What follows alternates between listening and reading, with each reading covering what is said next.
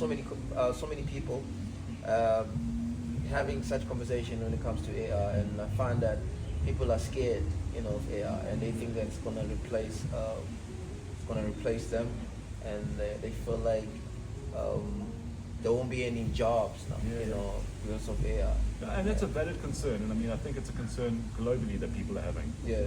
And it fits very much, it fits in with this fourth industrial revolution that we're currently in. And every prior industrial revolution has created more jobs. I think there's always that fear that those jobs are going to be lost. But in actual fact, there's more jobs that get created every industrial revolution that comes through. But it's just a case of being prepared for it. Yeah. But then you also need to know how to interact with some of these new technologies that are coming through. So I don't think that there's going to be a massive job loss. I don't think, firstly, I don't think South Africa will let that happen. I think there'll be a lot of kickback if that does happen. Where I think that we're going to obviously, hopefully, just have to force ourselves to rise to the occasion, rather than just relying on the way we've done things traditionally. We just need to be ready to adapt. So the Asian market is very kind of adaptive. They work with the times. Whatever's happening, they work with whatever time that society is in, and they adapt their skills, they upgrade their skills, and they're able to then fit into that kind of that shift that's happening.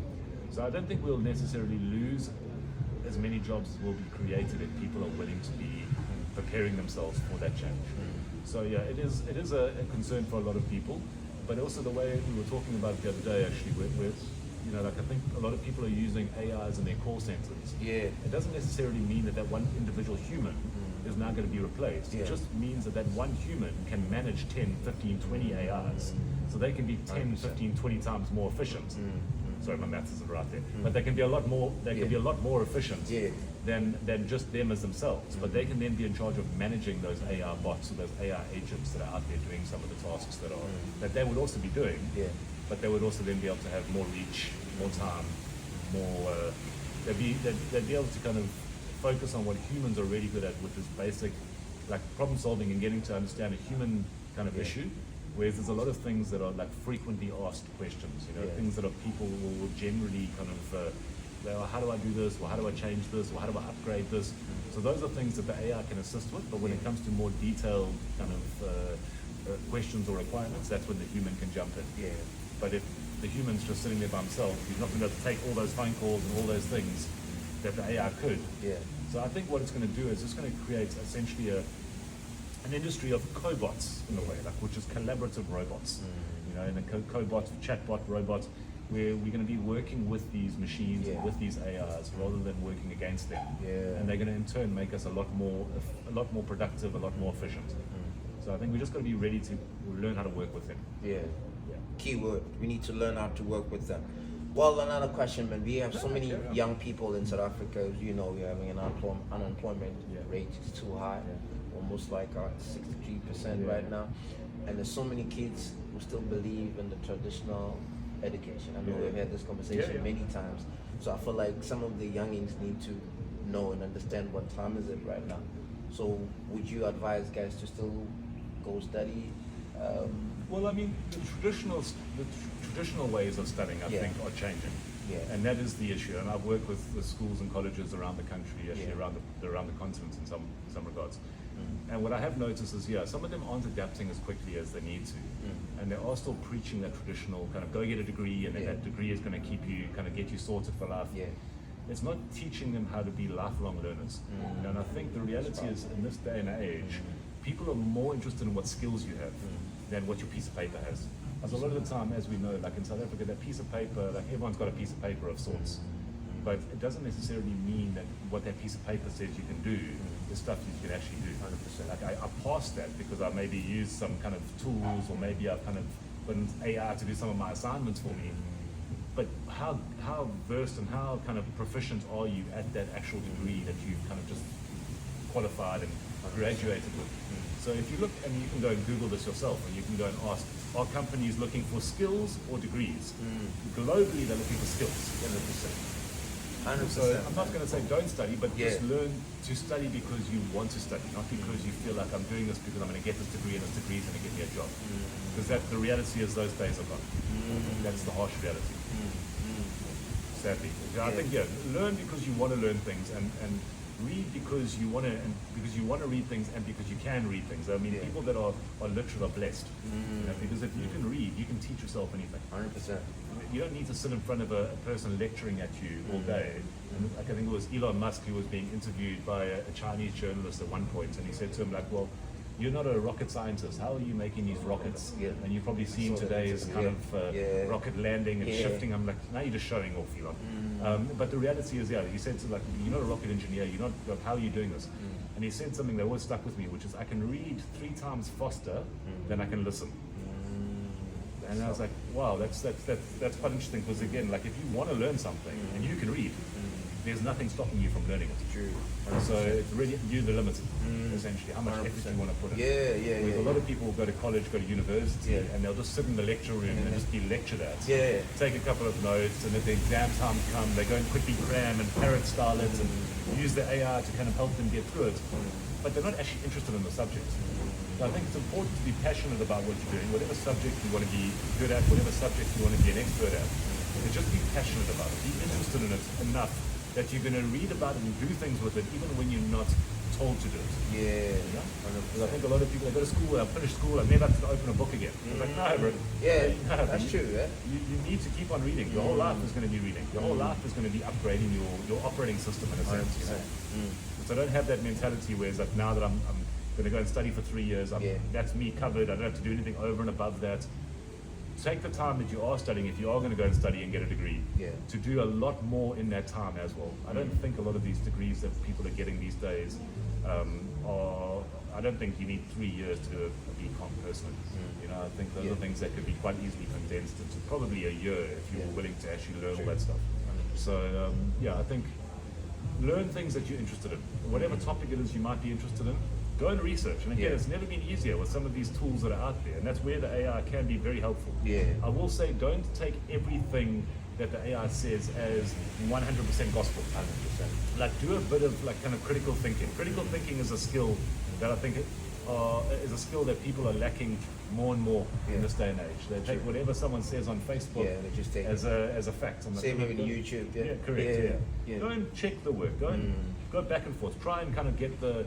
Don't try and get the answer you want to hear. Try and get the answer that's the truth. You know, so when you are using AI, sometimes a lot of people will lead their AI. It's like, I heard this, this, and this is causing this. And then the AI goes, yeah, okay, yeah, that sounds about right.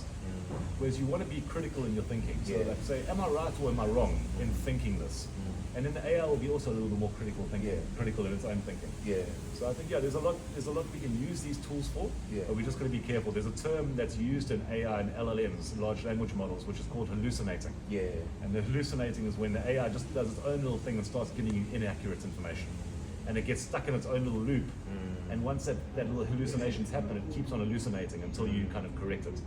So it's always important to know, like, if you are going to use AI to do certain like kind of tasks or assignments, you still need to know that topic well enough to notice when it's hallucinating, to notice when it's not giving you accurate answers, and then to be critical enough in your own thinking to go and double check that work.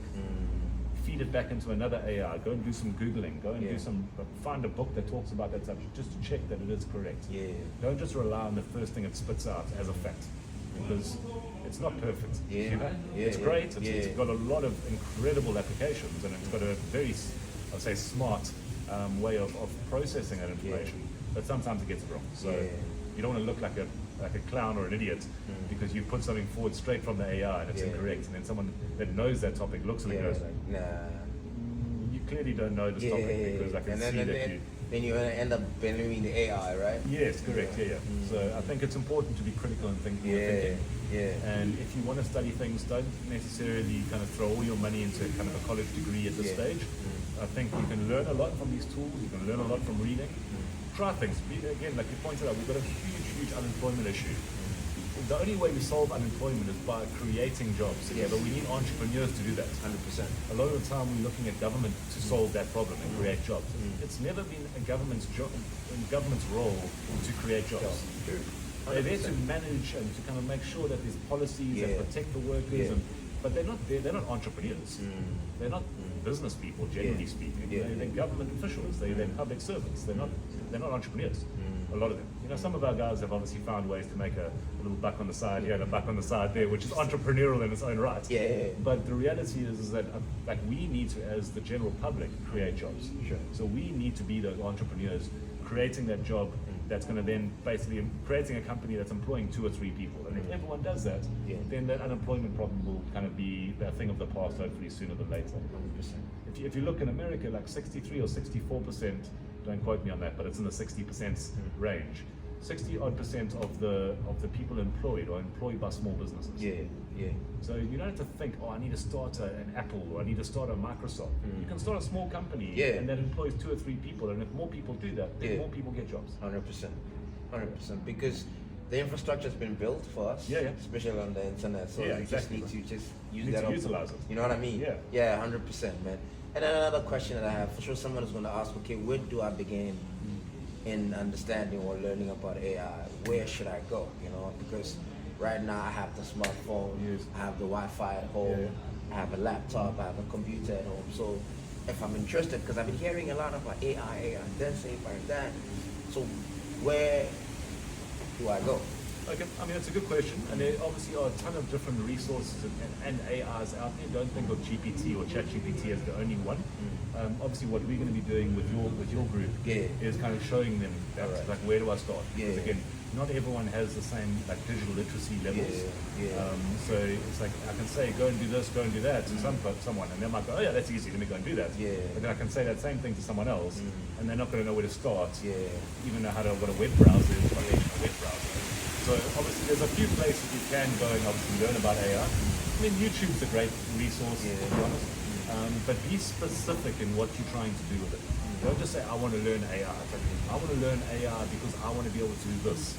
And then there'll be tools that are specific for that. You must always remember with everything, I guess, in life and everything in the AI world, is it needs details. It needs specific detail. The more vague you are, the more vague answers you're going to get back in return. So be very, very specific. And you'll see when I prompt an AI, and when I say prompt, when I give it an input, often my first input, I'm giving it so much context. I'm thinking, hey, I'm based here in Durban, South Africa, and we're trying to solve this particular issue, and this particular issue has been seen to be causing a problem in this particular sector, and I give it so much context. So by the time I've finished that first, like, hello, it's like 2 pages essentially, some of my prompts, you know. So it's like I've given it so much context to work with, so then in the output that it gives me is going to be way more specific. Rather than, hey, I need to solve unemployment, I need to solve unemployment. That's a very vague kind of way of doing it. Or I need to create a job. Well, how do I make money online? Like those kind of questions that people are asking are very simple, very, very vague.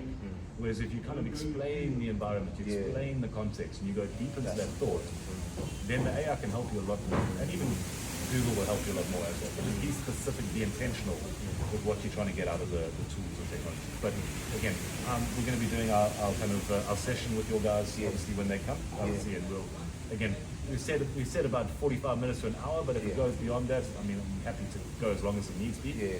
And then hopefully we can start some kind of online channel so we can do some teams and some other kind of get people from all over the country that can join us and connect them. Kind of we can have a little shared meeting on the projector from here to Joburg to Cape Town to wherever we want to. Definitely. And again, I'm always happy to answer whatever questions. I don't have all the answers for all the questions, but whatever questions I do have answers for, I'm glad to share that with whoever wants to know. Thank you, man. Shout out to Richard. Other than that, people, I just want to say, don't miss out on this one. Please do come to on the 26th of October, right here at Bellagio and Windermere. 119 Mainland Road. Please do come through. Thanks, my brother. Please do come through. We want to be talking more about AI, blockchain. Make sure that you come through. Live conversation over coffee. Thank you once again, Richard, my brother. Thank you, everyone. If you want to learn more, man, I want to hear more about this, please do come through. And also, there's a rate. If you want to come, just hit us up and we'll keep more details. Thank you. Purple Shepherd. Mocha. How was that, dog?